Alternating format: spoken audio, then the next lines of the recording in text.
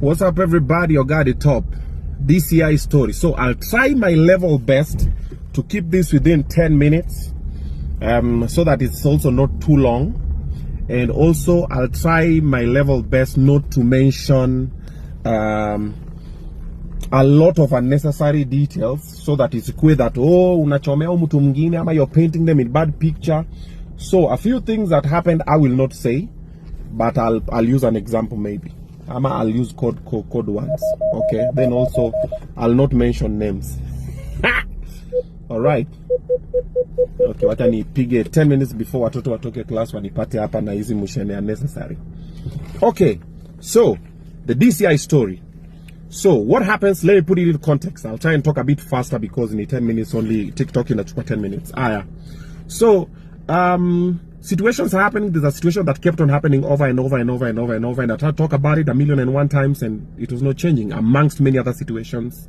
I've just told you the Rosie story, Chantel, and many others. So what do?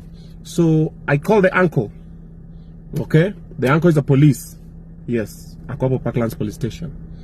And I call him. I'm like, hey, Niaje, we need to talk. Pull up to the crib. The uncle is her best friend and is the father figure in her life. So the uncle comes to the crib, we sit down and we talk, and I tell him, hey, your daughter is A, B, C, D, E, F, G, H, and this one is not well. Let's try and talk.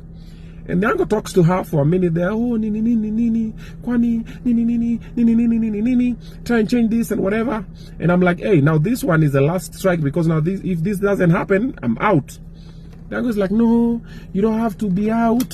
Situations can just be sorted, nini. I'm like, nope.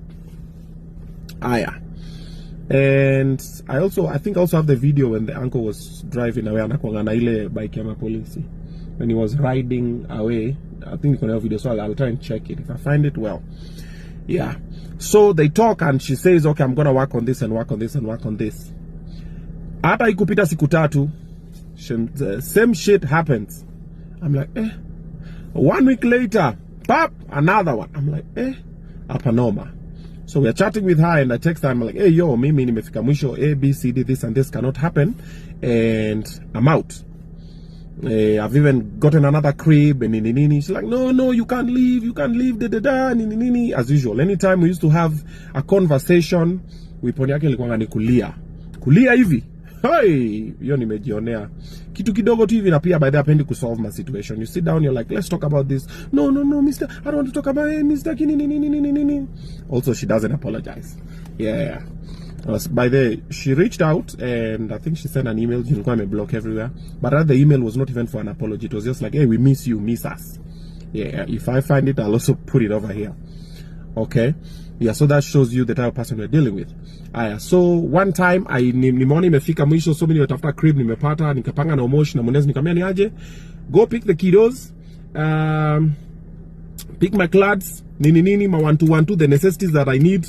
Vamus, move to this crib. Now me, I take the shorty, we go to Kitengela to kula nyama, but I know I can't leave the house if she's there. If I leave the house and she's there, it's gonna get violent, it's gonna get chaotic, itakuwa manduru na everything. Also, I don't want the kids to see that story, because also she had a toy, and the toy, an amazing toy. He's a genius. I love him until now, and we struck a very serious bond with him. And I feel very sorry for the boy, but it's fine. I actually still have his picture with me on my wall. That boy there, yeah, it's an amazing boy. Anyway, side story.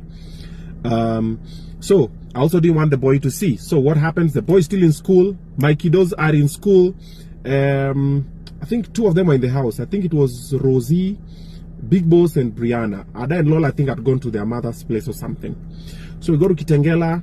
We kula nyama nini. So coming back, we get on the expressway. So we just start talking as usual. I'm like, hey, we need to talk about this. As usual, no, we can't talk about this. So it was argument from Mlolongo all the way to Westlands. I'm like, no, we've had this conversation time and time again. This and this and this is not changing. This and this is not changing. Jama mekata. We came all the way. So we get to Shell, opposite Safaricom. Kameme, I'm going for a meeting. I'll see you later. She chomokas the car, gets a cab home. Me, I move to the new kribo. So I'm waiting for madam to call me, or the uncle is like, hey, nani amefika kwa keja, amepata umetoka rada. That didn't happen. She didn't call, she didn't text, she didn't do nothing. The following day we've gone to give Badman the shamba. Tumeenda huko, me, my manager Roba, I think with the Mosh Munez, the team huko, tumeenda huko Konza nini. So naangalia hivi simu, I think it was kitu 4 something.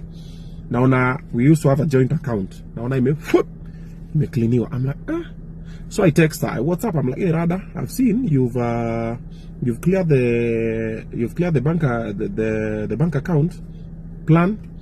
And then also hizo ma seats that tulikuwa tumechukua, hizo ni zile viti za, so there's this facility that hawa wase wanachukuanga when you buy something same as cars nini, you take it on hire purchase, so you pay some amount then lipa pole pole. Nikamwambia also those seats that nimekuacha nazo hapo kwa crib, I bought them here, you know, and I normally pay, so also you need to be making those payments. She didn't respond. I'm like, okay, cool. They keep quiet because I think those seats that are taken were quite expensive. They were over 400 and something G's. Yeah. Anyway, side story. She didn't respond. So me, I shaki na Roba. I'm like, I'm like, hey, niaje, hey, money has been withdrawn from the joint account, nini, hey, nini, whatever. She didn't respond. The following morning, so me, I've gotten home. I'm like, we'll sort this badai. Haikuwa pesa mingi, pesa kidogo. Let's do what? We'll sort it badai. Maybe she's angry, she's lashing out. I keep quiet. The following morning, namushona auntie, because normally when I get to sleep, I always put my phone on silent. If I don't, I will not be able to sleep. My calls, nini, my text, notifications. So I knock, niaje, knock, kafungua. Omosh anasema umpigie. I'm like, Omosh, that's strange. So I call Omosh, niaje. Omosh anambia, tumeshikwa. I'm like, meshikwa? What do you mean meshikwa? Tumekujiwa kwa nyumba wanasema tumeiba mali. I'm like, huh? What do you mean? Tumeiba. I'm like, mko wapi? Ati sijui naenda wapi, but nimesikia naenda Gigiri police station. I'm like, okay, cool. So drop me a pin, live location. I'm dressing up, I'm following you guys right now. Akasema sawa. So mimi nani nimeshawa teke nikapiga my manager Roba, nikamwambia Roba ni aje hii situation, unaona ile story niliwaambia jana, imefanyika hivi na hivi. I suspect is that one. Tuingie huko hivyo tuone nini nafanyika, because now we know we are innocent and all that. Cool. Tumeenda, nimechukua Roba pap. We are cruising teke. Tunafika hivi side ya tulikuwa nimechukua Roba kile tunakam hivi, about to get to Red Hill Road. Napigiwa na beshte yangu anaitwa Mani Bior. In the morning, he's never called me in the morning. He only pigia afternoon. Uko wapi? Tuende pit stop nini? He has a very nice club by the on Langata Road. It's called Pit Stop. You should pass by. Kuku iko hapo. Amazing. So Roba is like, uko wapi G? Niko like, naenda hivi meeting fulani nini? Akamwambia kuja kwangu. Kama swati hivi niende meeting, akamwambia no, kuja kwangu saizi. I think that was God that was working. I didn't know because ajai nipigie in the morning. So I tell Roba, tukimbie tuangalie Mani Biora anasemaje, and then ndio tukimbie Gigiri. So I pull up in his place, I find a couple of people, just good vibes. Oh, mimi nimeona tu leo nimeamka tu nikifikiria nikupigie nini. I'm like, okay. Ulikuwa unaenda wapi? Nikamwambia nilikuwa naenda hivi nimepigiwa. So I just tell him, my boy, nimeenda Gigiri, nimesikia. Gigiri, let me send my lawyer. Atuma lawyer wake huko. Lawyer kufika anapata sasa tumepangiwa. Sasa sisi ni wezi. So Omosh and Munez are unknown people to her. And they went and they robbed the house. They vandalized the place. They beat up the house managers. By the way, tulitoka na house manager moja tukacha moja because of the toy. Na hata nilituma Omosh kwa shule kwenda kuchukua mtoi, am drop home nini, because kwa nataka jua what is happening during that time. Okay. Aya. So wamepiga house manager, wamerob hao, wamevandalize nini, wameiba 2.5 million. That was the initial story. So DCI wameningoja. So mimi nilikuwa nikifika tu hivi DCI, so akina Omosh walishikwa, ndio nikifika hivi DCI nitupwe ndani. So lawyer anaambiwa hiyo story akiwa huko. Na akina Omosh yao washaka kwa cell. Rada nini wanako kwa cell kwa nini? No. That was our joint home. I have da. Oh no nini. So DCI huko wanasema ambieni Obinna akuja hapa kwa police station ama tumkujie. Manibera kanambia usiende bro, huko umepangiwa, tushapanga, acha lawyers wasort. Let's first get the cash bail for kina Omosh nini and everything. Aya. Ikaanza hiyo story sasa, cash bail. How much nini. Ilikuwa asubuhi, remember? Akina Omosh walikuwa wanaachwa jioni, I think to 4-5 something. Hawataki waache, wamesema wazi wachiliwa, whatever. It's just situation after situation. We paid a lot of money. Actually money beyond alilipa. Okay?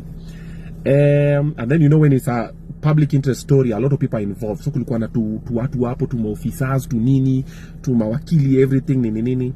So kina Omosh wakatolewa hiyo 4 PM. So wakakam, wakanipata hapo kwa Mani Bior. Wait for part 2 of this story.